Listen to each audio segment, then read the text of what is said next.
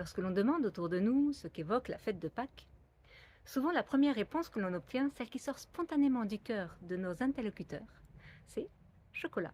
Et oui, à Pâques résonne le mot chocolat. Évidemment, une telle réponse peut attrister celles et ceux pour qui Pâques est la proclamation de la résurrection, ce temps du passage de la mort vers la vie, cette joie puissante qui nous bouscule, qui nous interpelle, qui nous réveille et qui nous relève pour nous inviter à nous saisir de l'existence avec bonheur. Et nos contemporains parlent de chocolat. Mais si nos contemporains avaient raison, parce qu'avec chocolat rime parfois crise de foi. Or Pâques est précisément le lieu d'une crise de foi.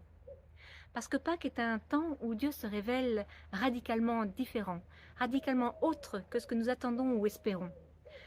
Peut-être dimanche dernier étions-nous avec la foule à acclamer le Seigneur en imaginant qu'il reviendra répondre à nos besoins. Peut-être que vendredi nous étions nous-mêmes muets à la croix devant ce Dieu qui se laisse crucifier.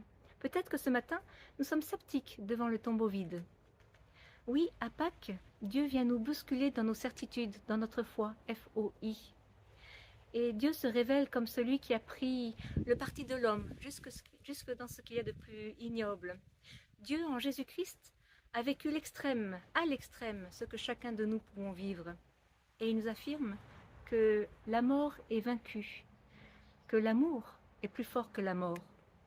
Au matin de Pâques, oui, Dieu se soustrait totalement à notre imagination, à nos désirs, à ce que nous aimerions qu'il soit.